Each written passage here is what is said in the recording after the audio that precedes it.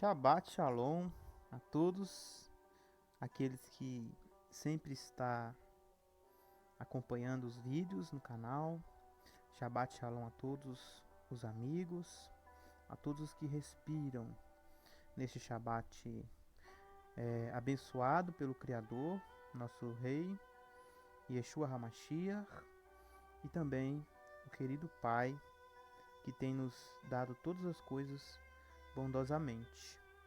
Hoje vamos falar um pouquinho sobre algumas passagens bíblicas que eu estava lendo essa semana e queria compartilhar com vocês alguns pensamentos. Vamos falar um pouquinho sobre a nuvem que cercou, né, o Monte Sinai, e vamos aprender um pouquinho sobre esse relato hoje. Tem muitas coisas valiosas para se falar do relato do Monte Sinai, quando o povo de Israel recebeu a Torá, quando eles receberam a lei do nosso Criador. Essa aqui foi a primeira aliança que Deus formou com a humanidade. Hoje vamos usar a Bíblia, nova versão transformadora. Também vamos usar a NVI e vamos usar, aqui a gente pode trocar depois, tá? Pela Strong. Por enquanto estamos aqui com a TNM, tá bom? E hoje eu queria conversar com vocês um pouquinho sobre o texto de Êxodo. Vocês podem abrir suas Bíblias em Êxodo capítulo 19. É importante só salientar, né? Talvez você é novo aqui no canal, né? Você está ouvindo a expressão Shabbat Shalom, você não sabe o que significa, né? Shabbat Shalom significa sábado de paz para você. É uma expressão muito usada entre os judeus, pois esta foi uma lei que Deus deu lá no Sinai para os judeus. Ele santificou um dia e descansou, como as escrituras falam, né? Claro que existe todo um simbolismo por trás, né? Um significado, que um dia nós vamos nos dedicar apenas a conversar sobre o Shabat. Mas é isto, tá? É uma forma de desejar a vocês que tenham um feliz sábado. Aí você talvez possa falar assim, olha, mas Jesus Cristo, ele é o fim da lei, a gente não precisa mais observar o sábado. Então, a Bíblia, ela fala um pouco diferente sobre isso, né? O próprio Mashiach, Yeshua, Jesus Cristo, ele falou que ele não veio abolir a lei, né? Ele veio cumprir, complementar a lei. Claro que hoje nós não seguimos mais, né, alguns quesitos da lei, principalmente os sacrificiais. Mas o Shabat, né, é uma lei perpétua do Criador, né? Claro que não vamos seguir o Shabat como os fariseus seguiam. Vamos seguir o Shabat como Jesus seguia, como o apóstolo Paulo seguia, né? Como os discípulos de Jesus do primeiro século seguiam.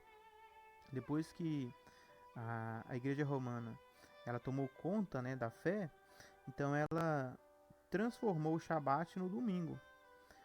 Então, querendo ou não, você segue aí um dia, né? Por mais que talvez para você seja um dia qualquer, mas você descansa no domingo, a grande maioria, né? Tem uns que trabalham. Mas o ponto aqui, a questão, não é, a gente não quer discutir sobre essas coisas hoje. O ponto em questão é que o Shabat, né, é um dia importante para Deus e deveria ser um dia importante para você também. É um dia que você vai descansar, é um dia em que você vai sentar-se com sua família, estudar as palavras do Criador, meditar, né? Claro que você vai fazer isso todos os dias, mas o Shabat pode ser usado para isso também, tá bom? Se você não segue o Shabat, né? Não fica preocupado com isso ainda, tá bom? Mas com o tempo você vai entender a importância do Shabat, né? Não que a gente seja legalista, nada disso. É um dia importante. Um dia vamos fazer um estudo só sobre o Shabat. E vocês vão ver que Shabat é uma das festas do Criador. O Moed é festa, que significa em hebraico encontro com o Criador, tá? Então tem 7 grandes encontros anuais e um encontro semanal e um encontro mensal. de acordo com a lei de Moshe, a Torá. E Mashiach, todos esses encontros representam uma obra de Mashiach, de Yeshua HaMashiach, Jesus. Né? E o Shabat também, ele prefigura Mashiach. Ele mesmo disse, né? Ele falou assim, que Senhor do Shabat é Ele. Então o Shabat aponta para Mashiach, o dia de descanso, que vai ser o milênio, né? Então vai ser o dia do descanso da humanidade, de toda a labuta que nós passamos. Tudo bem. Só isso que eu gostaria de falar sobre o Shabat. Então quando você descansa no Shabat, em Mashiach Yeshua, você está dando glória ao Pai, tá bom? Não que nós sejamos legalistas, mais uma vez. É apenas uma forma de nós darmos valor às orientações divinas, tá bom? E como Paulo falou, cada um faz como tem resolvido no seu coração sobre essas coisas. Até Mashiach vir e nos ensinar exatamente todas as coisas como devem ser. Hoje vamos falar sobre Êxodo, capítulo 19, tá? Também vamos falar um pouquinho de Deuteronômio e também vamos falar um pouquinho de Hebreus, tá? São textos que eu separei aqui para nós conversarmos um pouquinho. Aí eu vou lendo, a gente vai fazendo algumas discussões, tá? Sobre este assunto aqui. Exatamente 2 meses depois de saírem do Egito, chegaram ao deserto de Sinai, tá? Então, ó, vamos lá. Aqui a gente tem o Google Earth. Vamos ver se você consegue visualizar aqui o deserto de Sinai.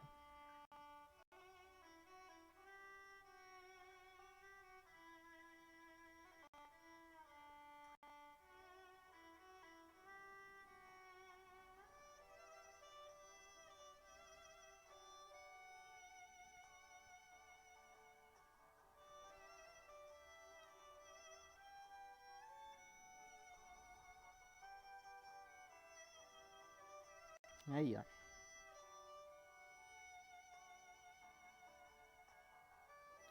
Então foi nessa região aqui mais ou menos, tá? O monte na Arábia, né?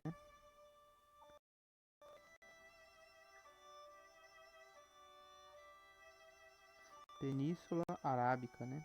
Mais ou menos aqui que ele tá dando pra gente. Então eles saíram do Egito, tá? Lembrando que o Egito tá aqui, ó.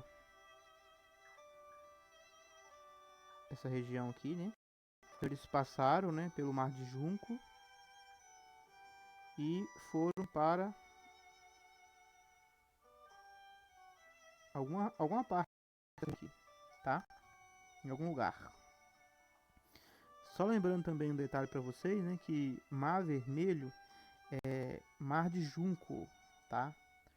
Rio tem uma confusão aí no inglês que ficou Mar Vermelho, mas na verdade é Mar de Junco, tá?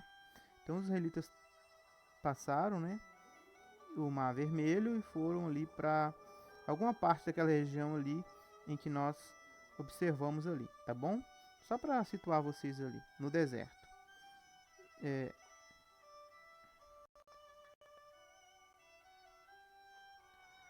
Depois de levantar acampamento em Refidim, chegaram ao deserto do Sinai e acamparam ao pé do monte.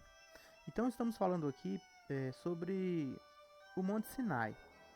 Por que o Monte Sinai é um monte muito importante para o judeu e para a fé cristã em geral? É porque foi neste monte que Moshe, ele teve contato pela primeira vez com o Criador.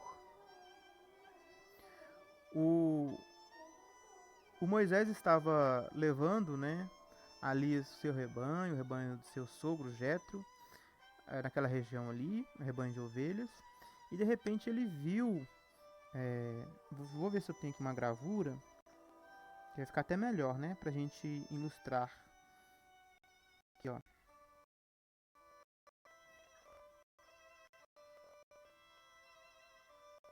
Aqui deve ter uma gravura disso, quer ver?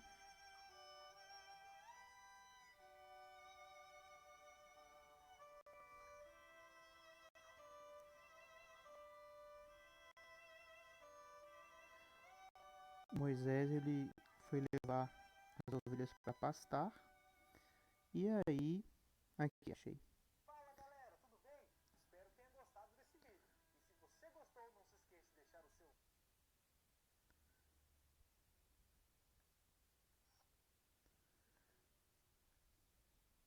Tá aqui, ó. Então, ó, a gente tá vendo aqui Moisés, né? No monte Sinai. A gente vê aqui atrás do Monte Sinai. E aí ele viu, né? é, uma planta espinhosa pegando fogo. Olha que interessante. E aí o mais interessante de tudo é que ela não consumia. A planta não consumia. Foi a primeira vez em que Moisés ele teve contato com o divino, tá? E aqui, olha, aqui é uma representação de Mashiach. Hoje nós não vamos explicar esse evento. Depois a gente pode fazer um vídeo só explicando sobre este evento e por que que representa Mashiach. Mas o ponto aqui é que foi o primeiro lugar em que Deus ele entrou em contato com Moisés, Moshe. E aí depois que ele foi lá no Egito e salvou, né? Que quem salvou foi Deus, mas ele que foi usado para como ferramenta na mão de Deus, né? Na mão do anjo de Adonai, o anjo do Eterno, o anjo de Jeová. Aí ele tirou o povo do Egito, passou com o povo sobre o mar de juncos, e depois de certo tempo, como mencionou aqui, exatamente 2 meses depois que saíram do Egito, e chegaram até o Sinai. Lembrando também, pessoal, que da Páscoa, Pessah, a primeira festa, até esse evento, durou basicamente 50 dias, pois foi exatamente no Pentecoste em que Deus ele entrega a Torá ali para Moisés, as instruções, tá? Você que talvez não entende às vezes o que eu falo, Torá representa instruções, quer dizer, os livros da lei, tá bom? Os livros da lei. Então Moisés subiu ao monte para apresentar-se diante do Senhor. Lá de cima o Senhor o chamou e disse: Transmita esta mensagem à família de Jacó. Anuncia aos descendentes de Israel. Veja aqui, pessoal, que coisa interessante isso aqui. Aqui tem uma coisa muito interessante aqui, ó. Jacó e Israel são a mesma pessoa. Por que então Deus ele falou assim, ó? Transmita essa mensagem à família de Jacó e anuncie aos descendentes de Israel. Então, quando ele fala assim 2 vezes na Bíblia, ele está querendo dizer que é um assunto firmemente estabelecido. Toda vez que tem essa ênfase dupla, aqui por um acaso usou Jacó e Israel, sendo a mesma pessoa. Mas ele usou esses dois nomes, né? Um nome que era o nome que ele tinha recebido do pai, e o outro nome que ele recebeu do próprio Deus. Quando aconteceu isso? Primeiro, quando nasceu e ele segurou o calcanhar de Esaú. Então, por ele ter segurado no calcanhar e ter saído do ventre de Rebeca segurando o calcanhar do seu irmão Esav, então o primeiro nome que veio na cabeça deles é isso, que significa suplantador, certo? Então foi o nome que ele recebeu dos pais. Também tem a ver com engano, né? Pessoa que engana. E a gente já estudou no vídeo Amei Jacó e Odiei Esaú o motivo, né? De Jacó ele ser identificado com esse nome.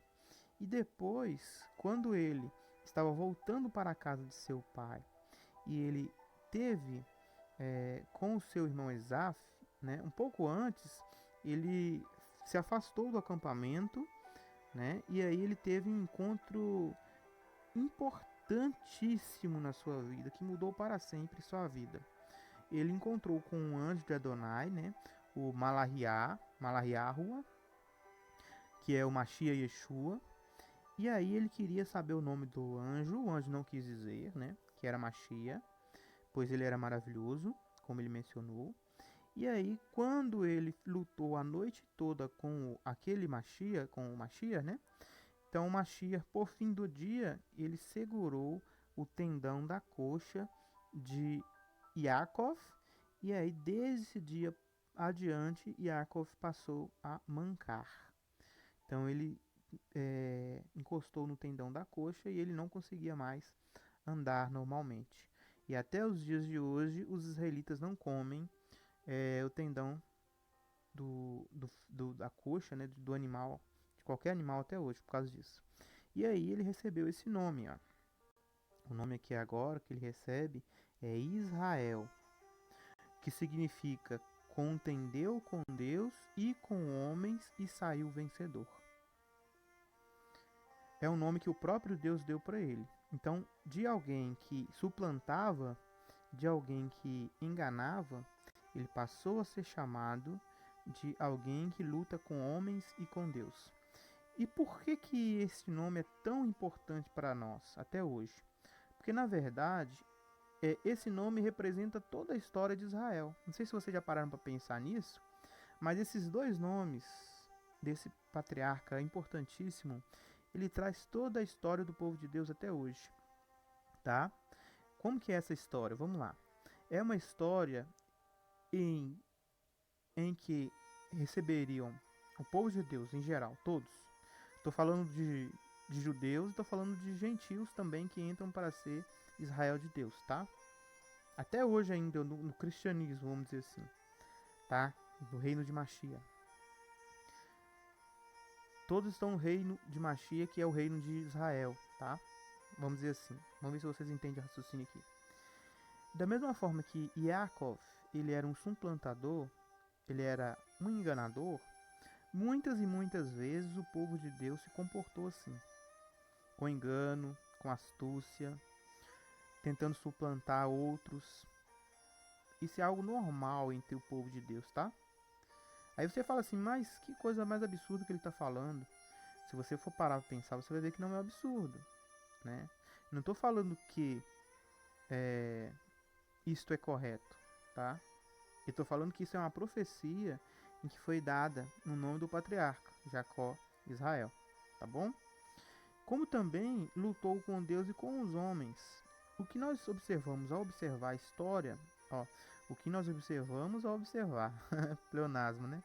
O que nós vemos ao observar a história do povo de Israel carnal e a história da igreja é que, na grande maioria das vezes, esses mesmos que se dizem filhos de Deus e povo de Deus, eles têm lutado contra Deus. Certo?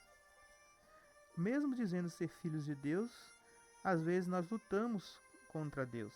Como que nós lutamos contra Deus? Quando nós não demolimos as coisas fortemente entrincheiradas, feitas para serem derrubadas com a personalidade de Mashiach Yeshua. Então, a vida do cristão, que faz parte do Israel de Deus, é uma vida de luta contra Deus. Às vezes, os nossos pecados, nossas falhas, a nossa mentira, nossos enganos, a nossa astúcia, a nossa arrogância, faz com que nós lutemos contra Deus. Até hoje, os descendentes de Israel ainda lutam contra Deus. Sem falar num descendente carnal, né, que tem lutado contra Deus por rejeitar Mashiach e Yeshua. Então, lutar contra Deus é uma coisa que foi prefigurado naquela ocasião, em que nós vemos ali Yaakov lutando com um anjo.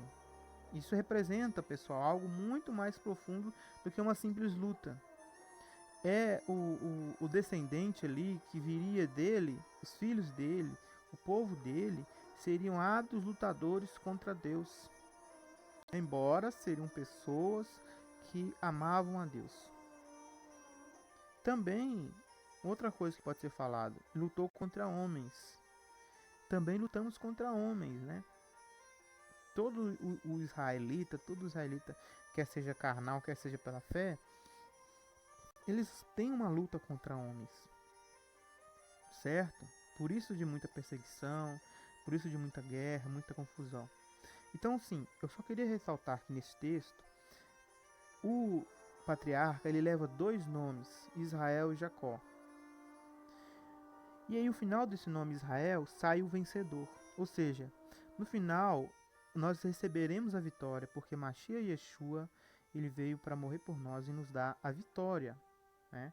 Quando nós nos revestimos de sua nova personalidade que foi nos dada por meio de sua morte. Então entenda assim, olha, Deus estava falando ali para aquele povo, em primeira instância, ele estava só referindo-se ao povo de Israel, tá?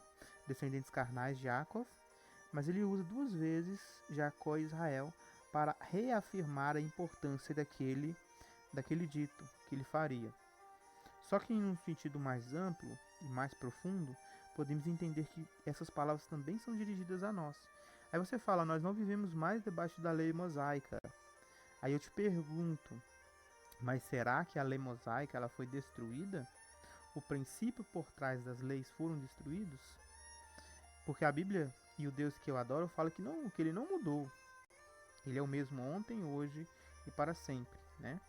Então, assim, embora a aplicação possa ter mudado, né, em algum sentido, mas o princípio por trás das leis, né, eles não mudaram. A intenção pelo qual Deus deu as leis, elas não mudaram. Não mudaram e não irão mudar, porque essas leis são eternas. Embora nós não conseguimos segui-las de perto, elas nos traz sempre verdades espirituais que nos ajudam a nos tornar pessoas melhores perante Deus. Claro que nós entendemos que, não estou falando aqui que desmerecendo o sacrifício de Mashiach e Yeshua, pois a santificação e a aceitação como filhos pertence à misericórdia, à graça de Deus, não ao que fazemos ou que deixamos de fazer, tá bom? Claro que não, eu entendo perfeitamente isso e não quero que vocês se confundam também. Mas as leis que foram dadas, elas trazem princípios fundamentais para você discernir o Mashiach e discernir como Deus ele quer seu povo. Vamos continuar. Vocês viram o que fiz aos egípcios? Sabem como carreguei vocês sobre as asas de águias e os trouxe para mim. Aqui, olha, é uma referência clara de Apocalipse. Lá no capítulo 12. Vamos dar uma olhada rapidinho? Apocalipse, capítulo 12. Acho que é aqui, ó. Vamos dizer aqui, ó. Ora, quando o dragão se viu lançado à terra, perseguiu a mulher, que dera à luz um varão. O varão é Mashiach, tá? De onde Mashiach surgiu? Mashiach veio de qual nação? De Israel. Então a mulher aqui é Israel, tá? Mas deram-se a mulher, olha aqui, duas asas grandes de águias para que voasse para o ermo, o deserto, para seu lugar. Ali é que ela é alimentada por tempos e metade de um tempo, longe da face da serpente. Então, ó, aqui falou que o lugar da mulher é no deserto, certo? Por quê? Porque quando Deus tirou o povo de Israel do Egito, para onde Deus levou eles?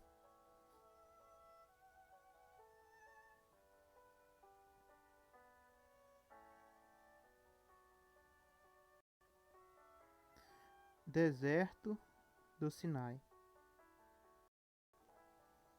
Então, olha, aqui usou a palavra ermo, né? Mas se você pegar talvez a mesma Bíblia NVT, talvez aqui não vai estar escrito ermo, tá? Aqui não vai estar escrito ermo, pode estar escrito deserto. Ermo e deserto é a mesma coisa. Então, olha, essas asas que a mulher recebe de águias para que voassem ao ermo, isso aqui é um significado espiritual disso aqui, olha. É uma referência clara de Êxodo. Quando o povo de Israel saiu do Egito e ele recebeu ali no Egito, né? No deserto do Sinai, saiu do Egito, recebeu no deserto de Sinai, alívio da perseguição de Faraó. Só para constar, pessoal, biblicamente, Faraó ele é um tipo de Satanás, tá? Que persegue o povo de Deus, o povo carnal de Deus, né? O povo de Israel. Também o povo do Israel espiritual, né? Que hoje também são israelitas, por terem fé em Mashiach. Porque na verdade, assim, não é que exista um Israel espiritual separado do Israel carnal. Não existe. É um Israel só, que tem israelitas carnais e israelitas adotados pelo Mashiach, Yeshua, dos gentios. É aquela passagem que fala assim, olha, que eu tenho outras ovelhas, né? Então, quem que são as outras ovelhas? Os gentios. O pequeno rebanho ali é os judeus, que aceitaram Mashiach, os apóstolos, os discípulos. Esses aí são o pequeno rebanho.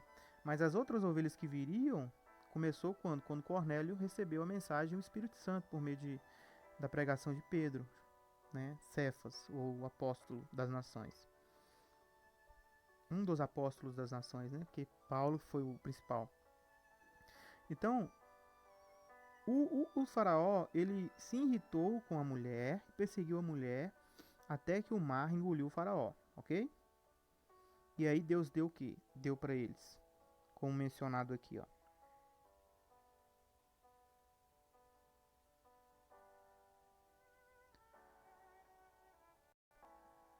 Sabem como carreguei vocês sobre as asas de águia e os trouxe para mim.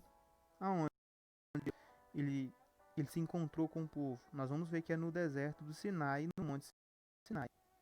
Então essas asas de águia aqui, as duas asas de águia, são exatamente, se você for fazer a referência correta, cruzar corretamente a referência, você vai ver que está ligado com a nuvem de fogo e a nuvem de fumaça escura. A nuvem de fumaça escura.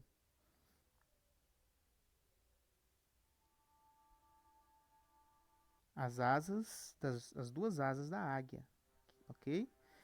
São as manifestações de Mashiach Yeshua como Deus de Israel, Jeová dos Exércitos, né? Ele veio em nome do Pai como o anjo da aliança, o anjo da promessa, e ele tirou o povo de lá, de Israel, com asas de águias,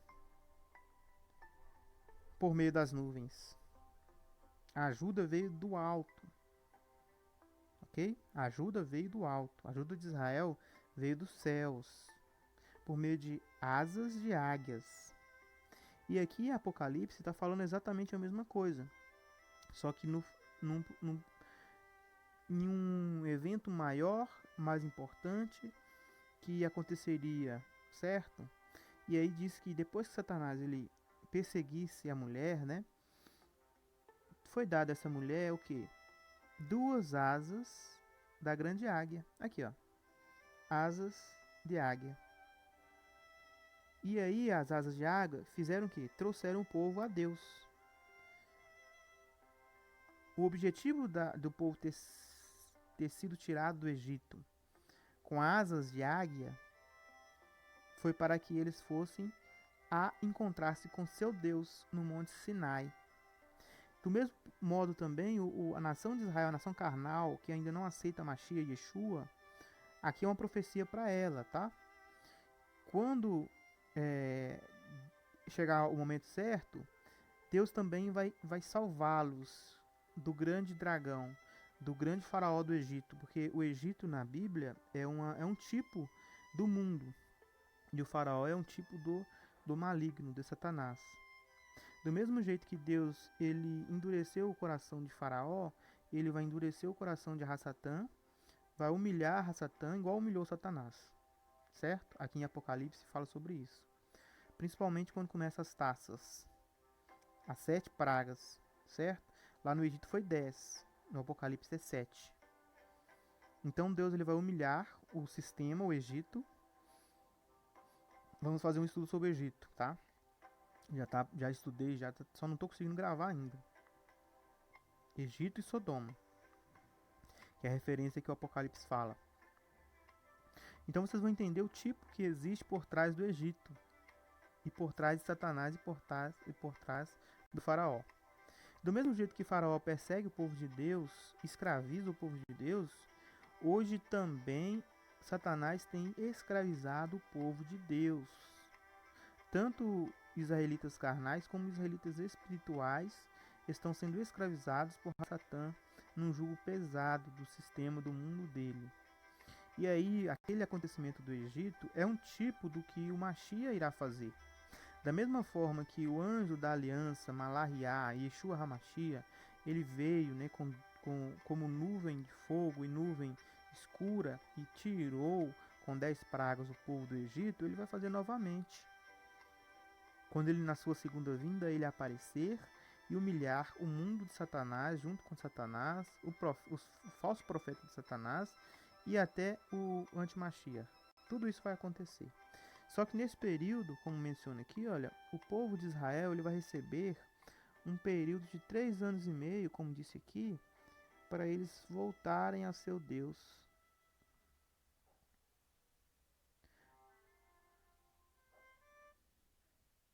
Se encontrarem com seu Deus. Tá?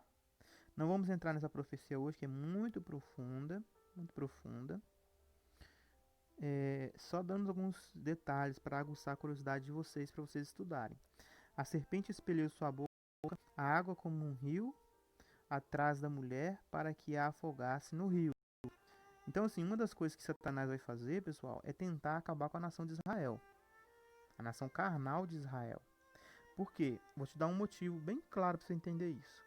Porque exatamente a profecia final, ela tá ligada com o Mashiach Yeshua reinando em Israel. Então, se ele acabar com o Israel, ele está frustrando a profecia, vamos dizer assim. Entendeu? Porque foi prometido para o rei Davi que o grande Mashiach sentaria-se no seu trono lá em Sião. Então, isso é uma das vontades de Satanás, destruir Israel. Mesmo os judeus hoje estando longe de Mashiach, eles ainda cumprem propósitos proféticos que Satanás já entendeu muito bem, que a grande maioria dos cristãos não. A grande maioria dos cristãos não entendem qual é a relação de Israel com Deus ainda. Mas ela tem toda uma base profética por trás que precisa ser cumprida em Israel carnal, em Sião, em Jerusalém, né? Então ele tenta afogar Israel, tenta destruir. O dragão ficou furioso com a mulher, quer dizer, o dragão ficou furioso com Israel e foi travar guerra com os remanescentes de sua semente.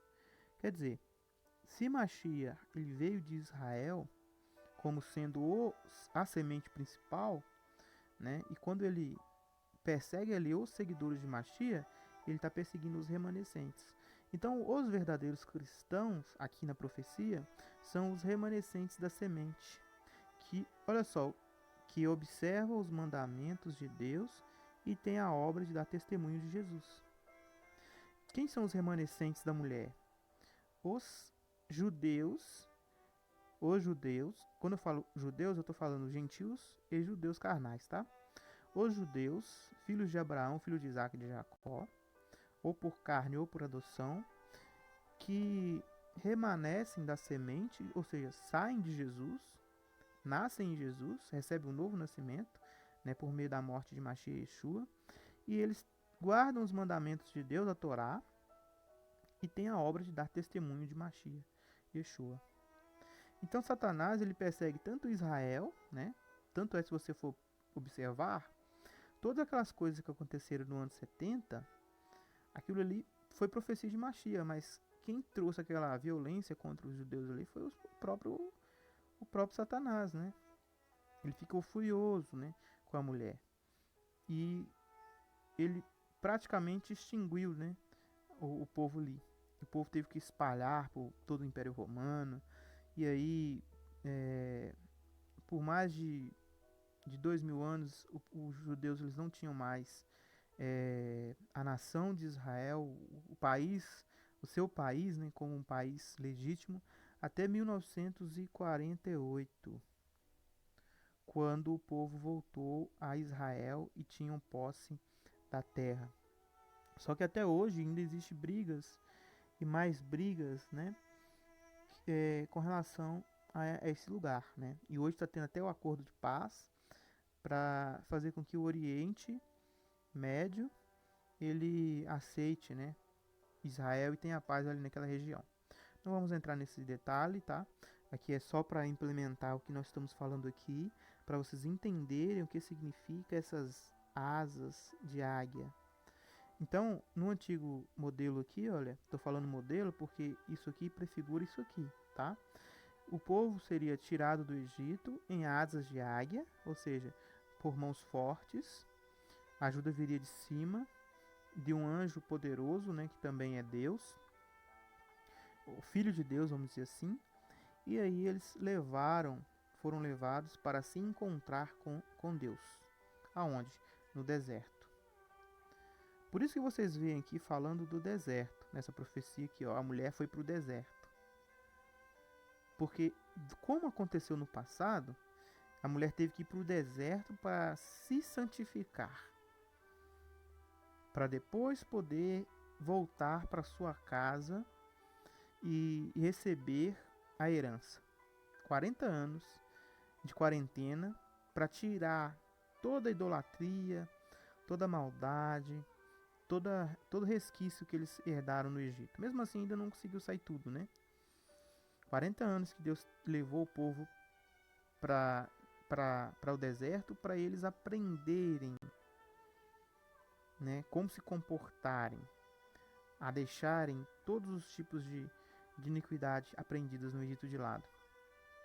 Então, da mesma forma, também um paralelo, né, é que isso acontecerá novamente antes dos judeus voltarem, né, a ter a aprovação do Pai, vamos dizer assim.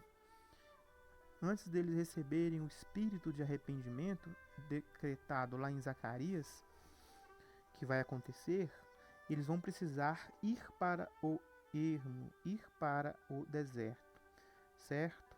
E por extensão nós também cristãos, judeus que fomos adotados por Mashiach, tá? Tudo que acontece com a profecia central também ela tem um resquício sobre nós. Só que o que é esse ermo aí? Ainda nós não sabemos, tá? Ainda nós não sabemos exatamente o que é esse ermo, esse deserto. Mas são situações difíceis, né? O que acontece quando o povo de Israel, quando ele vai para o ermo, é viver uma vida difícil. Não é uma vida fácil, mas recebendo todos os cuidados do Criador. Jamais eles passaram fome, né?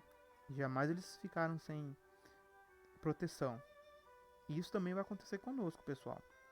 O que vocês precisam entender é que a grande tribulação, que talvez seja esse deserto, talvez, né? Agora eu estou especulando, tá? Porque eu não sei exatamente o que é esse deserto. Não posso afirmar o que é esse deserto. Mas a grande tribulação, eu entendo que talvez possa ser a grande tribulação, referindo-se à grande tribulação. Desses 3 anos e meio de grande tribulação, em que vai fazer com que o povo se refine, referindo-se ao que? Ao encontro com Deus, para que eles possam se encontrar com Deus depois. Porque depois aqui no livro de Apocalipse, se você for olhar aqui, ó, no 7, Apocalipse 7, aqui fala assim, olha, depois de ver as 12 tribos de Israel,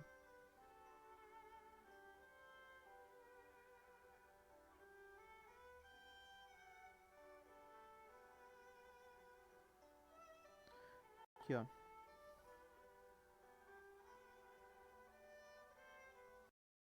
depois destas coisas, vi eis uma grande multidão que nenhum homem podia contar, de todas as nações, tribos, povos e línguas, em pé diante do trono e diante do Cordeiro, trajados de compridas vestes brancas, e havia palmas nas suas mãos, e gritavam dizendo, em voz alta, né? Devemos a salvação ao nosso Deus, que está sentado no trono, e ao Cordeiro. E todos os anjos estavam em pé ao redor do trono e dos anciãos e das 4 criaturas viventes, e prostraram-se sobre os seus rostos diante do trono e adoraram a Deus, dizendo: Amém. A bênção, a glória, a sabedoria, o agradecimento e a honra e o poder e a força sejam dados ao nosso Deus para todo sempre. Amém. Em resposta, um dos anciãos disse: Quem são esses trajados de compridas vestes brancas? De onde vieram? Olha aqui a pergunta. Quem são esses vestidos de compridas vestes brancas? E de onde vieram? Olha só, de onde vieram? Eu lhes disse assim imediatamente: Meu Senhor, é tu quem sabes. Então, João falou para o anjo que ele não sabia, mas o anjo sabia. E de fato sabia. E ele disse: Esses são aqueles que saem da grande tribulação e lavam as suas vestes compridas e as embranquecem no sangue do Cordeiro. Então, a grande multidão vai sair da grande tribulação. Ok? Vai sair da grande tribulação. Então, da mesma forma que o povo ficou 40 anos no deserto, Deus levou eles para receberem ali a Torá, receberem um pacto novo, receberem a lei, né? Ensinarem ele a viver, passaram dificuldades no erro, aprenderam, se transformaram, né? Foi um dos piores períodos assim para Israel, né? Do ponto de vista do ser humano.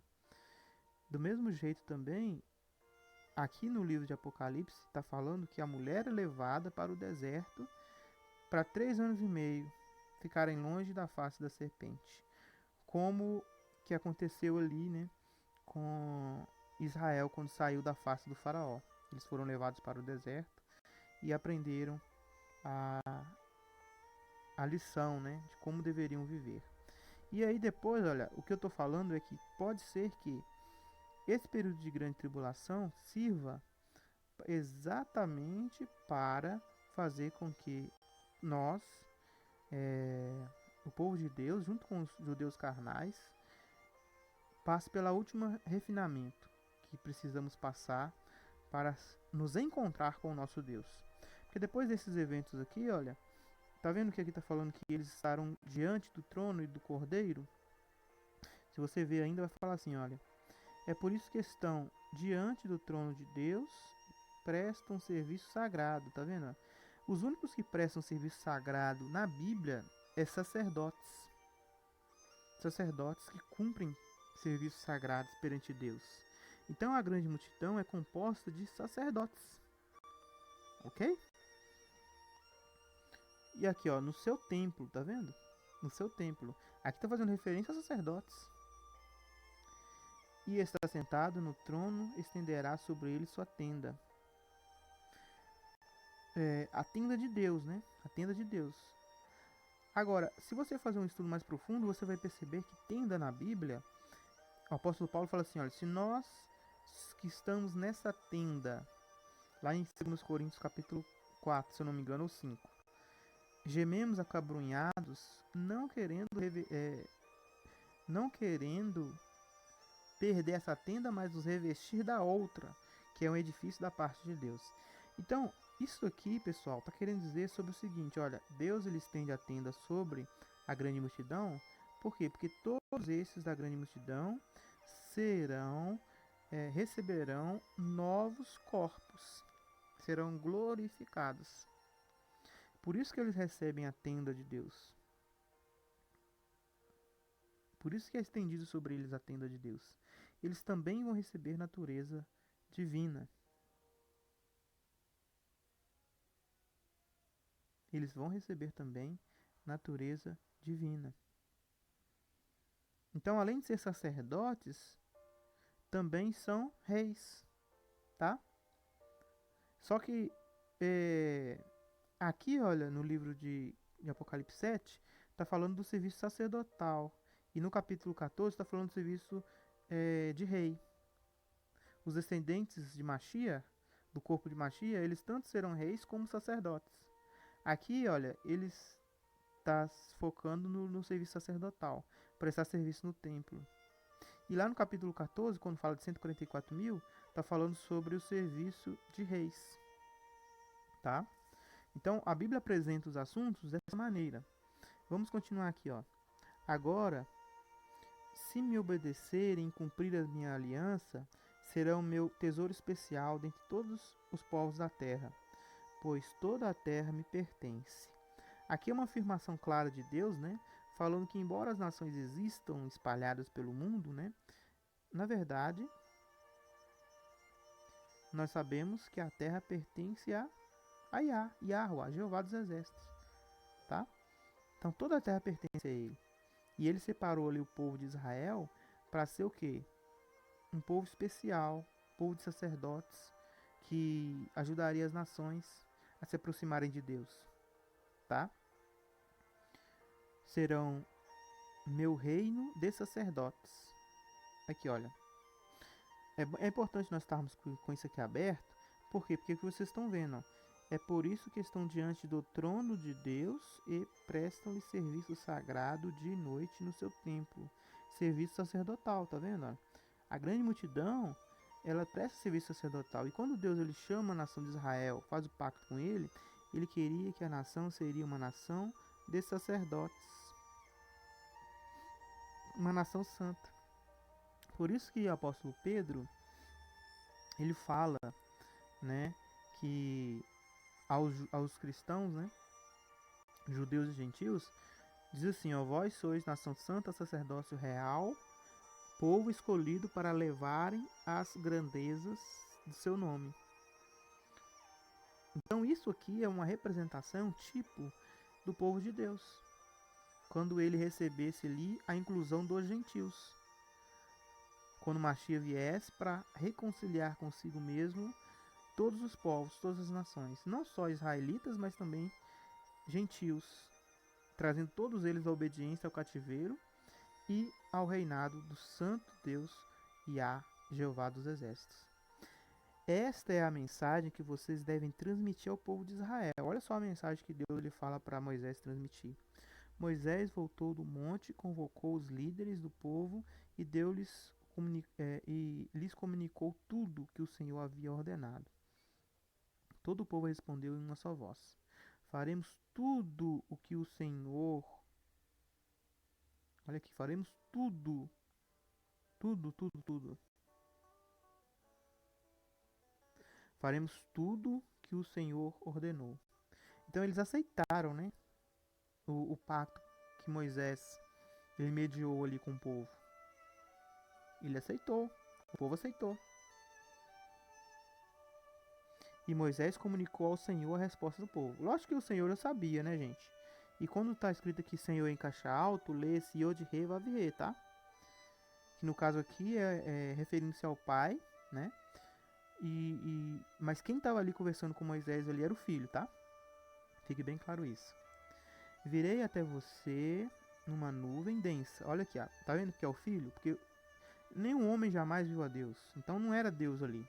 Era o Senhor Yeshua, né? O anjo da aliança. Nós já temos vídeos aí no canal sobre isso. Virei até você numa nuvem. Olha aqui. Densa. Para que o povo me ouça. Não veja, né? Mas me ouça. Porque ver a ele também não dava, né? Não dá pra ver ele. Eu lhe falar e assim confie para sempre em você. E foi o que aconteceu, gente. Depois que isso aconteceu lá no Sinai, o povo de Israel até hoje, eles acreditam plenamente em tudo que Moisés falou. Tudo que Moisés escreveu para o judeu, mesmo aqueles que não acreditam em Mashiach e Yeshua, né? Porque eles não interpretam as passagens que falam de Yeshua HaMashiach, né? Da forma que deve ser interpretada. Mas para eles acreditam em Moisés como um grande profeta. Moisés relatou ao Senhor o que o povo tinha declarado. Então, olha só, Deus já sabia, né? Mas mesmo assim Moisés foi e falou. Então o Senhor disse a Moisés: desça e consagre. Agora aqui, olha, esse estudo é muito profundo, pessoal. É muito profundo, muito maravilhoso. Aqui a gente aprende várias lições importantes. Desça e consagre o povo. Aqui a palavra é santifique. Desça e santifique o povo. Hoje e amanhã. Providencie que eles lavem suas roupas. Isso daqui, pessoal, é uma prefiguração do trabalho de Yeshua HaMashiach. Isso aqui é uma prefiguração do trabalho de Yeshua HaMashiach.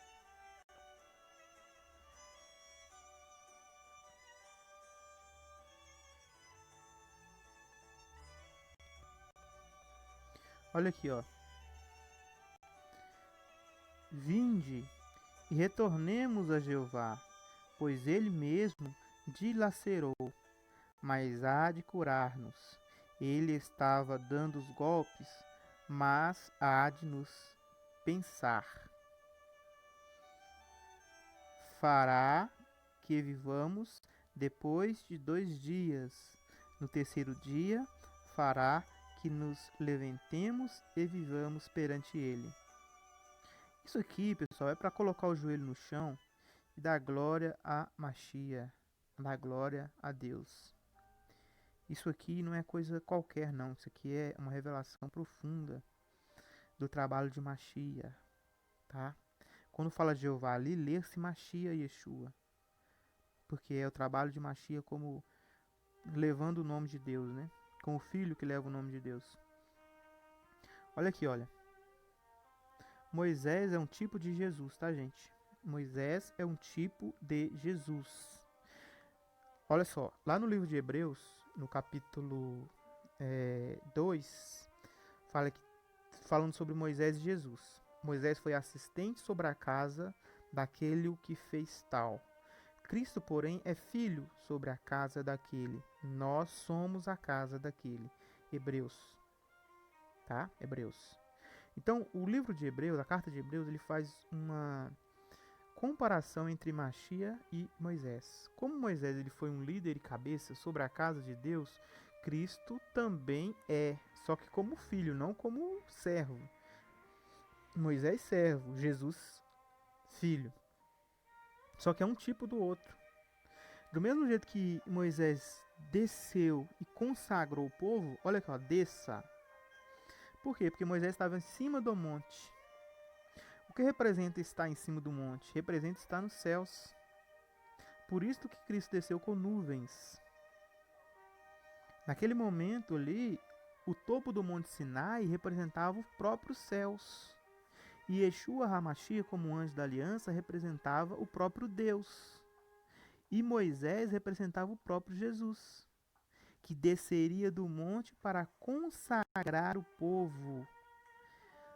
Pois hoje e amanhã providencie que eles lavem suas roupas e estejam prontos no terceiro dia, pois nesse dia o Senhor descerá sobre o monte Sinai à vista de todos. Como que eu entendo isso aqui, olha? Do mesmo jeito que Moisés desceu, consagrou o povo, e no terceiro dia o povo se apresentou-se perante o Deus de Israel, ali no caso de Yeshua Mashiach, que representava o Pai, Jesus ele teve exatamente esse trabalho, ele terá esse trabalho.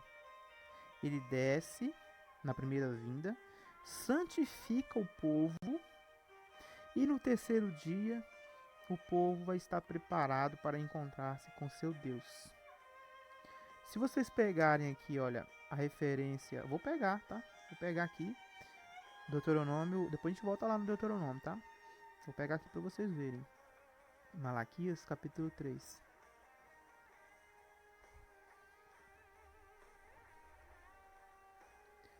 Diz assim, ó: Vejam, eu enviarei o meu mensageiro. Então, olha só, Deus falando que enviaria o mensageiro dele da onde? Dos céus. Não é aqui, olha, quando o próprio Deus enviou Moisés para descer, consagrar o povo e providenciar que eles lavassem suas roupas. Não é isso que está falando aqui, ó? Lavem suas roupas. Desça. O Senhor mandou Moisés fazer isso. Lembrando de novo, ó, o Senhor representa o Pai. Claro que aqui era o filho que estava falando com Moisés, né? Mas é representação do Pai. Moisés representa o filho e ele desceu dos céus, que o topo do monte representa os céus, ele desceu para fazer o quê? Para providenciar que o povo se santificassem e lavasse as suas roupas e estivessem prontos no terceiro dia para voltar a ter ali uma aliança duradoura com o Senhor Deus. Aí, olha, aqui, olha, tá a mesma coisa sendo falado, olha. Vejam, eu enviarei o meu mensageiro. Deus falando. Quem que é o mensageiro aqui no caso? No caso aqui foi Moisés, né? Que é um tipo do filho. Um tipo do filho. Do trabalho que Machia fez. Quando ele saiu do céu, veio parar no ventre de Maria e santificou o povo na festa dos pães, as festas dos pães asmos. Festas, moedim, os pães asmos. É a festa que fala sobre santificação, tirar o fermento da massa para sermos massa nova. Paulo, Shaul, em 1 Coríntios, fala assim, olha, Cristo é a nossa Páscoa, retirai o velho fermento. O fermento do pecado, o fermento da acusação. Olha só como tudo isso está entrelaçado, pessoal. Que preparará o caminho diante de mim, e então, de repente, o Senhor, que vocês buscam, virá para o seu templo. O seu templo não é um templo de pedra, tá?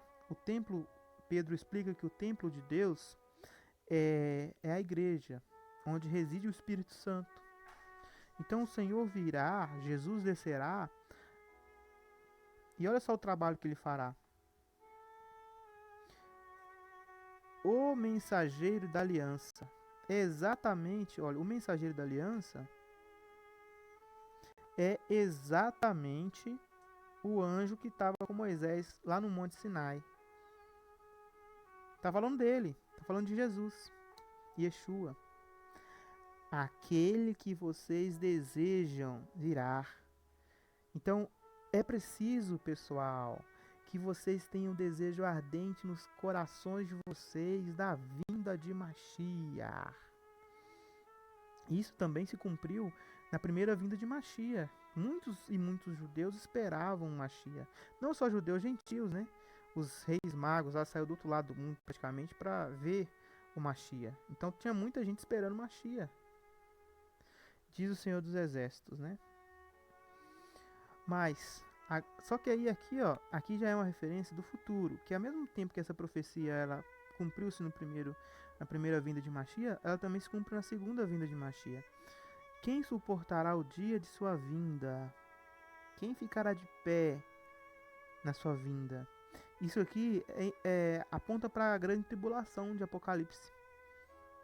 A grande tribulação de Mateus capítulo 24.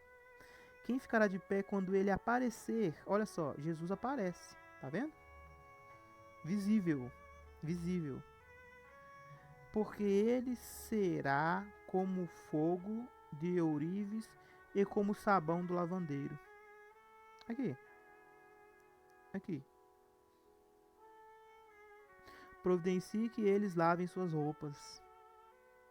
Jesus será fogo que purifica o ouro e será como sabão do lavandeiro.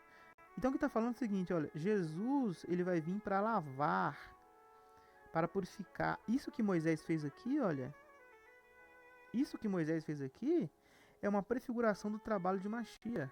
Desceu dos céus, consagrou o povo, lavou os seus pecados. Por quê? Porque aqui está falando assim, olha, o Pai falando, veja, eu enviarei o meu mensageiro que preparará o caminho diante de mim. Poucas pessoas entendem isso, mas Jesus prepara o caminho de Deus para o povo. O Pai está falando que Jesus, ele prepara seu caminho. Por quê? Porque no fim de Apocalipse fala que o próprio Deus também descerá. Só que para Deus descer, o povo tem que estar limpo. Esse encontro aqui, olha, que o povo de Israel, ele teve com Deus no Monte Sinai, Na verdade, eles se encontraram com Jesus, não foi com Deus. Porque, olha só o que eu tô querendo falar aqui, gente. Isso aqui eu até arrepio, tá? Me arrepio todo só de pensar nisso. Isso aqui está prefigurando o dia em que o próprio Deus Yahuwah, Jeová, descerá para se encontrar com o povo. Por isso que na primeira vez, quem desceu foi Jesus, como sendo Deus, para prefigurar algo maior que aconteceria no futuro, quando o próprio Deus desceria. E o trabalho de Moisés era santificar o povo, limpar o povo, lavar o povo, para que Jesus pudesse se apresentar ao povo, se encontrar com o povo. E Jesus, ele vai fazer esse trabalho de Moisés, que ele vai trazer alguém maior, entendeu? Moisés é menor que Jesus, e Jesus é menor que o Pai. Então, Moisés, ele santifica o povo e Jesus se apresenta para o povo. Aqui está falando em Malaquias que Jesus, ele vem, faz o trabalho de Moisés, santifica o povo, santifica a igreja, prepara o povo nos 1000 anos, prepara as nações, santifica as nações, limpa as nações de todos os seus pecados, para que o Senhor Deus, depois o próprio Pai, desça e se encontre com o povo no final dos milênios. Que grandiosa profecia maravilhosa está descrita em Êxodo capítulo 19, 10, Malaquias, Oséias. Lembra que lá falou, olha, e sejam prontos no terceiro dia. Olha aqui, ó. Fará que vivamos depois de 2 dias, e no terceiro dia fará que nos levantemos e viveremos para ele. É o fim da obra de Mashiach Yeshua no final dos 1000 anos. Claro que representa também os judeus quando eles retornam à casa do Pai, quando eles aceitam Yeshua HaMashiach. Isso aí no período antes do fim da grande tribulação. Só que numa extensão maior da profecia, isso aqui está falando de todos nós. Todos nós. Quando toda a humanidade estiver remida pelo sacrifício de resgate de Mashiach, e no terceiro dia todos poderemos nos apresentar perante Adonai dos Exércitos, Pai de Yeshua HaMashiach. Isso falando dos 1000 anos. Veja que as profecias, pessoal, é atemporal. Vocês precisam entender isso. Ao mesmo tempo que está falando do antigo Israel, está falando dos dias antes de Mashiach apresentar na primeira vinda. Depois está falando também dos acontecimentos antes de Jesus vir, como também está apontando para o fim dos milênios. É maravilhoso essas palavras. É maravilhoso essas palavras. Guarde esse texto de Oséias. Guarde esse texto de Êxodo. Guarde esse texto de Malaquias. Diz assim, ó. E então, de repente, o Senhor que vocês buscam virá ao seu templo, o mensageiro da aliança, aquele que vocês desejam vir, diz o Senhor dos Exércitos. Mas quem suportará o dia da sua vinda? Quem ficará de pé quando ele aparecer? Porque ele será como o fogo do ourives e como o sabão do lavandeiro. E ele se sentará como um refinador e purificador de prata. E purificará os levitas e os refinará como ouro e prata. E assim trarão ao Senhor ofertas com justiça. Lembra que eu falei lá no livro de Apocalipse, capítulo 7, que a grande multidão presta serviço para Deus? Aqui, olha, o serviço sacerdotal dos levitas sendo mostrado aqui. Né? Fala levitas para mostrar para gente que é serviço sacerdotal, né? Porque na verdade é na maneira de Melquisedeque, né? Aqui não entrou nesse detalhe, mas trouxe o serviço sagrado levítico sendo refinado. Ou seja, isso aqui tem a ver com a restauração da tribo de Levi para prestar serviço sagrado a Deus no milênio, a Jesus, né? E haverá sacerdotes maiores ainda do que os levitas. que são sacerdotes de Melquisedeque, na maneira de Melquisedeque, da ordem de Jesus, né? A ordem de Melquisedeque, de Yeshua. Jesus é o prepulsor de tudo isto. Vamos continuar aqui, olha. E então, e estejam prontos no terceiro dia, pois nesse dia o Senhor descerá sobre o monte Sinai à vista de todos. Aí fala para marcar um limite e tal. Ninguém podia ultrapassar esse limite, senão seria morto. Mas quando soar o toque longo da trombeta, o povo poderá subir ao monte. Aqui, pessoal, é uma prefiguração do arrebatamento, tá? E da ressurreição dos mortos, da última trombeta. Então, lembra que subir no monte, no alto do monte representa, né, uma vida celestial, vamos dizer assim. Aqui, quando acontece o soar da trombeta do toque longo, acontece a ressurreição dos mortos, tá? Logo que aqui no Antigo Testamento aqui era só para o povo subir mesmo, mas a aplicação espiritual no caso é o arrebatamento, que as pessoas se encontram com o Senhor, tá? Beleza, vamos continuar. Moisés desceu do monte e foi até onde o povo estava, e eles o consagrou. Providenciou que lavasse suas roupas. Tá vendo? O trabalho de Jesus. E lhes disse: preparem-se para o terceiro dia, e até lá não tem relações sexuais. Aqui, olha, se vocês forem ver essa referência, nós vamos ver. Aqui, olha, Apocalipse capítulo 14. Diz assim, ó. E eu vi, eis o cordeiro em pé no monte Sinai, e com ele 144.000, que tem o nome dele e o nome de seu pai escrito nas suas testas.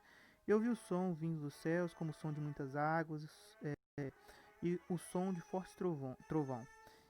Olha só, que aqui está falando exatamente o que vai acontecer aqui, ó. Se vocês forem ver o que está acontecendo aqui, esses barulhos, esses sons, são todos falados aqui, ó. Apocalipse 14 é uma referência de Gênesis, de Êxodo capítulo 19. Quais são essas referências? Olha, o som vindo do céu, com o som de muitas águas, com o som de forte trovão, e o som que eu vi era como de cantores ao acampamento de harpas, tocando suas harpas. Então, olha só, aquele barulho todo que ele viu ali, que nós vamos estudar ainda, está sendo falado aqui, ó, é uma referência. Estão cantando com um novo cântico diante do trono e diante... Olha, lembra que lá vamos lá, quer ver, ó? Apocalipse, capítulo 7, acho que é aqui, né? Aqui, ó. A grande multidão está onde? Diante do trono de Deus. Os 144.000 estão onde? Diante do trono de Deus. Ok? Então, ó, as duas coisas é a mesma coisa, só que está se explicando do ponto de vista diferente, entendeu? É o mesmo assunto sendo explicado de um outro ponto de vista. É a mesma coisa sendo explicada de um outro ponto de vista. A grande multidão não está diante do trono. Aqui está falando do serviço sacerdotal. Aqui está falando de uma outra característica. Tá? Vamos lá. Viram que aqui os dois estão diante, né? Do trono de Deus. Os dois. É a mesma coisa. Só que com detalhes diferentes. Ninguém podia aprender esse cântico, exceto 144.000 que foram comprados da terra. Ou seja, esses 144.000 são comprados da terra, tá? Todos nós que pertencemos a Cristo, fomos comprados do mundo. Não tem como, não tem conversa, pessoal. Não tem conversa sobre isso. Fomos comprados do mundo. Estes são os que não se poluíram com mulheres. De fato, são virgens.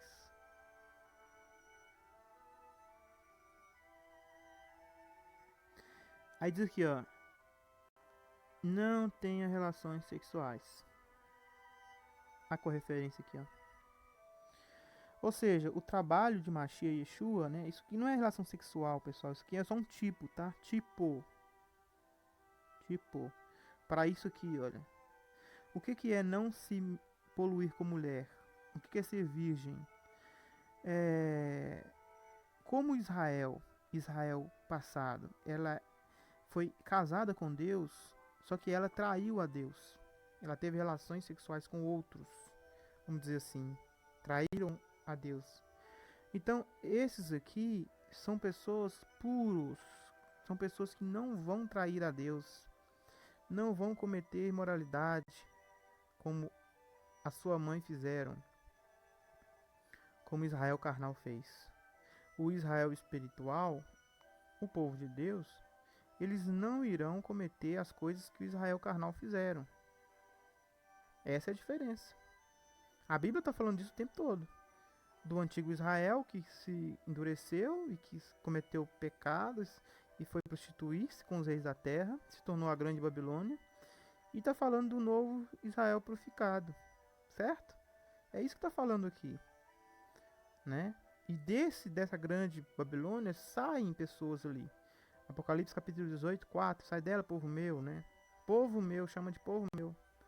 Ou seja, o povo de Deus está no meio da Babilônia. Quer dizer, a atitude que os judeus carnais hoje têm com relação à Machia e com relação à política é uma relação totalmente errada do ponto de vista de Deus, né? Só que os que saem dela, os judeus, verdadeiros judeus, filhos de Abraão, né? Carnais e não carnais, que saem desse sistema judaico, né? Cristão, vamos dizer assim, para servir o Machia de todo o coração, sem se poluir com essas coisas do mundo, sem se poluir com imoralidade, com nada que deixe a pessoa suja, né? Então aqui, olha, ter relações, no caso, é um tipo para sujeira espiritual, sujeira de caráter, sujeira moral, né? Então os que participam dos 144.000 serão purificados. Por isso que eles embranqueceram seu sangue na veste do cordeiro, lá no capítulo 7. Ok? Entenderam, né? Então vamos lá. Na manhã do terceiro dia, olha só, qual foi o dia? Terceiro.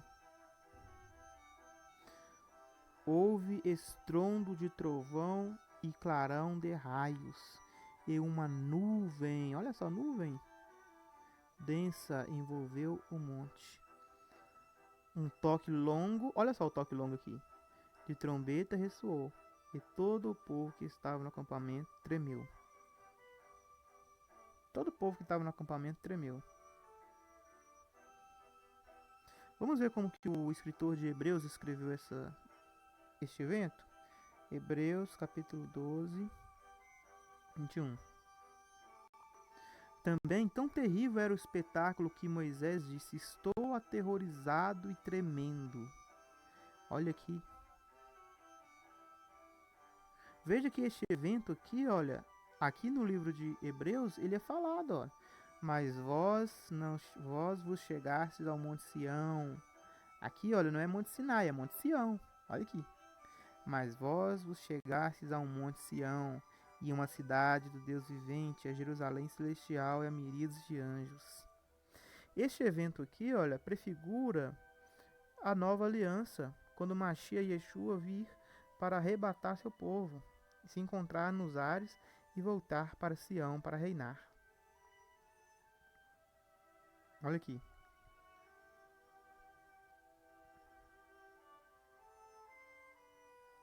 Pois não vos chegastes ao que pode ser apalpado e que tenha sido incendiado com fogo, e uma nuvem escura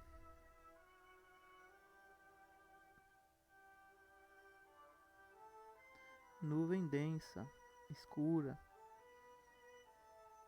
e uma tempestade, ao clangor de trombeta, ó, toque de trombeta, toque longo de trombeta, ressurreição. Tá falando da ressurreição. Aqui tá falando da ressurreição. Aqui também. Só que nessa época ninguém entendia isso. A voz de palavras. O que é voz de palavras? Lá no Apocalipse falou que é música, cânticos. Cantando um novo cântico. É o cântico da ressurreição. É o cântico da liberdade. É o cântico de Moisés, quando sai do Egito. Olha a correlação, pessoal. Olha a correlação que eu estou fazendo. Preste atenção. Isso aqui é muito profundo. Isso aqui é coisa de ajoelhar para entender. Aqui, ó. Eu vi o som e eu ouvi um som do céu, como de muitas águas e de um forte trovão. Era como de arpistas tocando suas harpas. É o mesmo evento. É o mesmo evento. Quando o Mashiach vir na sua glória, vai ter tudo isso de novo. Por isso que ele fala que ele virá em nuvens com grande glória. A nuvem aqui, ó. A nuvem densa que vai escurecer o céu e a lua e tudo. É a vinda de Mashiach, Yeshua. Com toque de trombeta para a ressurreição e o povo poder subir e se apresentar perante ele. O povo dele, né? Só que, ao mesmo tempo que aconteceu o seguinte, não foi todo o povo que subiu, né? Foi só os líderes do povo, os sacerdotes, Arão, né? O povo mesmo não subiu, certo? Do mesmo jeito, quando Jesus vir, não é todo mundo no mundo que vai subir, somente aqueles que guardarem a fé no Mashiach. Subir para o céu, não, subir para os ares, tá? Tem diferença. E ao clangor de trombeta e a voz de palavras, sendo que ao ouvi-la, imploraram que não lhes acrescentasse nenhuma palavra, pois o mandamento não lhe era suportável, e se algum animal tocar no monte, terá de ser apedrejado. Também tão terrível era o espetáculo que Moisés disse: estou aterrorizado e tremendo. Então, gente, olha, é o que está falando aqui, ó.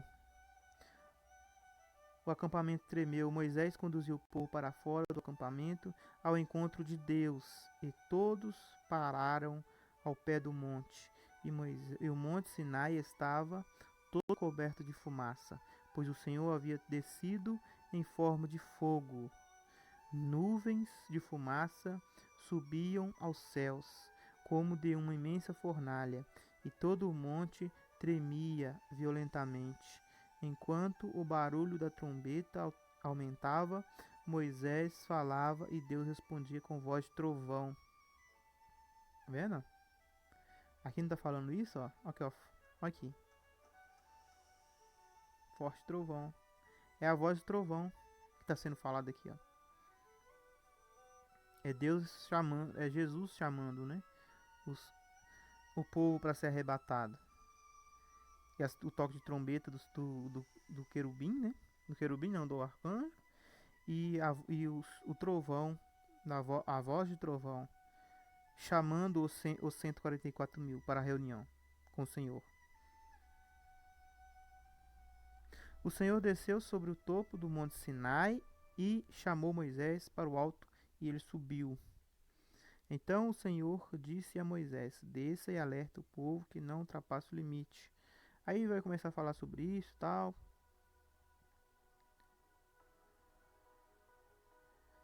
Aí Arão subiu. Pronto, é aqui que eu queria mostrar para vocês. Agora eu quero mostrar para vocês Deuteronômio 18, 15. Vamos lá. O Senhor, seu Deus, levantará do meio de seus irmãos. Lembra que aqui, olha, o povo, ele pediu para Moisés. Aqui está falando que o povo não queria mais ouvir, né? Tem outra passagem que é mais clara sobre isso. Fala assim, ó, que o povo não queria mais ouvir as palavras de Deus. Não queria mais ouvir. Quando começou a tremer tudo. Quando Jesus desceu no monte. Presta atenção com esse contexto, ó. Deus falando que ia levantar um profeta. O Senhor Deus levantará no meio de seus irmãos, ou no meio de vocês, um profeta como eu, como Moisés. Ouça-no, pois foi isto que pediram ao Senhor, seu Deus, em Horebe. Horebe, no dia em que se reuniram, quando disseram: não queremos ouvir a voz do Senhor, do nosso Deus, nem ver o seu grande fogo, senão morramos. Então, quando o povo ele viu a voz, viu os trovões, os relâmpagos, né? Que aqui Moisés ficou aterrorizado, tremendo, né? Como vocês viram aqui nesse texto de Hebreus. Então eles pediram assim: não, fala você, não fala nós. Então o que Moisés está falando aqui? Olha, que Deus ele levantaria dentre eles mesmos. Eles não eram capazes de ver o Deus Yeshua na sua forma, como ele estava ali no monte de fogo. E não foram capazes de ouvir a voz dele. Então, eles pediram para Deus para que falasse com Moisés mesmo. Só que aí, no futuro, Moisés aponta que de novo haveria aquele evento. E ele falou assim: ó, o Senhor, seu Deus, levantará no meio de seus irmãos um profeta como eu. Ouça-o, ouça ele, pois foi isto que pediram ao Senhor, ao seu Deus, em Horebe, no dia em que se reuniram, quando disseram: não queremos ouvir a voz do Senhor, do nosso Deus. Vem ver e nem ver seu grande fogo, senão morremos. O Senhor me disse, e eles têm razão. Levantarei no meio de seus irmãos um profeta como você. Porei minha palavra na sua boca, e eles dará tudo o que eu lhe ordenei. E eles dirá tudo que eu lhe ordenei. Se alguém não ouvir as minhas palavras que o profeta falará em meu nome, eu mesmo lhe pedirei contas. Então, gente, olha, depois eles rejeitarem falar pessoalmente com Deus, né, que estava lá em cima, que era Mashiach Yeshua, naquela forma dele, o que aconteceu? Eles queriam que Moisés falasse. E Moisés falou que Deus lhe enviaria um profeta semelhante a ele, carne e osso. Entendeu? Carne e osso. Por quê? Porque aquele fogo devorador eles não queriam ouvir. E Deus falou, eles têm razão. Então ele enviou o quê? Um profeta de carne e osso, como Moisés, do meio deles, do meio dos seus irmãos. Jesus veio na carne para falar-lhes sem aquilo tudo, né, que ele fez ali no monte. Foi isso que aconteceu. Eles não eram capazes de aprender com o Filho de Deus na sua forma pré-humana, né, poderosa. Então Deus enviou ele como carne e osso, para que eles pudessem aprender e não ter medo. Porque era tão espantosa ali a presença de Mashiach em cima do monte, que o povo estava atemorizado e tremendo, até Moisés. Só que quando ele vem em carne e osso, como nós, o povo não teve medo, mas também não aceitou e não acreditou. É aqui que a gente vê a vinda de Mashiach, da primeira vinda de Mashiach. A primeira vinda de Mashiach. Por isso que ele teve que vir em carne, porque ele apareceu no monte. Ele apareceu no monte. Da forma que ele era, né? Antes dele nascer, como um homem. Só que aí as pessoas não conseguiram.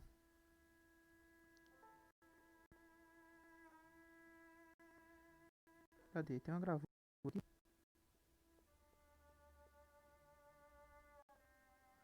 As pessoas não conseguiam observá-lo. Aqui, ó. Ali. O povo, pessoal, o povo via.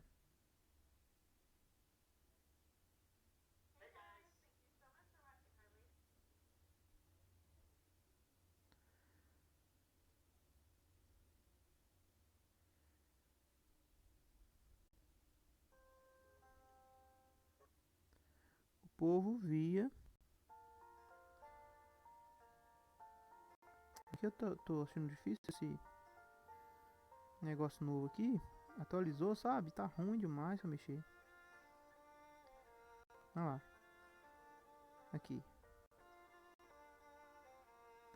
Depois que atualizou, ficou muito ruim de mexer. Ah, pra vocês terem a noção, olha. O povo reunido no pé do monte e o Mashiach desceu, olha. Saía raio, voz de trovão, palavras, várias palavras. Um detalhe aqui interessante é que com Israel tinha um monte de gentios que saíram do Egito também, entendeu? Não era só judeu que tinha aqui não, tinha um monte de pessoas de vários lugares do mundo que eram escravas no Egito. O Egito era uma potência, né? E aí tinha escravos de tudo quanto é lugar lá, não era só judeu, entendeu? Tinha escravos de tudo quanto é lugar, tudo quanto é país tinha escravo. Eles saíram, né, do Egito com o povo de Israel. E aí, o que acontece? Quando Machia desce no monte, essas vozes de palavras aqui, todos eles ouviram em seu próprio idioma. Todos. Até quem que era estrangeiro ali ouviu em seu próprio idioma. Aqui é a nuvem que desceu, uma gravura da nuvem. E aqui é ele, é o Deus de Israel, né? Yeshua HaMashiach, que representa o Pai, né? Eles, quando viram aquele fogo em cima do monte, eles pediram para Moisés falar com eles e não ele, porque senão eles morreriam. Então Deus vai e fala assim, ó, lá no livro de Deuteronômio.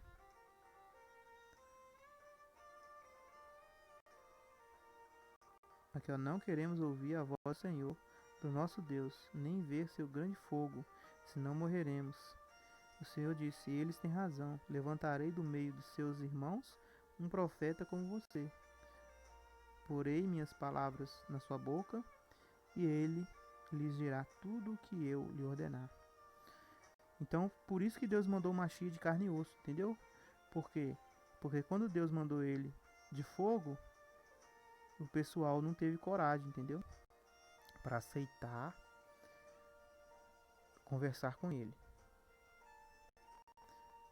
Este é o estudo que eu gostaria de ter mostrar para vocês hoje, essa correlação que Yahweh, Jeová, possa abençoar a sua vida, seu ser, neste profundo estudo. Que ele te desperte para o Mashiach.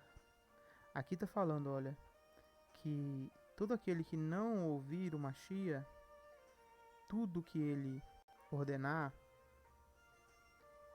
o que vai acontecer? Se alguém não ouvir as minhas palavras, que o profeta falará em meu nome, então Mashiach leva o nome dele, olha. Tudo que Mashiach fala é em nome do Pai, entendeu? Por isso que fala assim, ó, eu não falo nenhuma coisa da minha própria disposição. Falo tudo que eu ouvi do Pai. Eu mesmo lhe pedirei contas. Então o próprio Pai, pessoal, é sério, é sério. Ouvir Mashiach, né, é muito sério. Tem que ouvir o Mashiach, tem que ouvir o Mashiach. Tá bom? Que a graça e que a paz do nosso Mashiach seja com você neste Shabat e que este estudo edifique sua vida.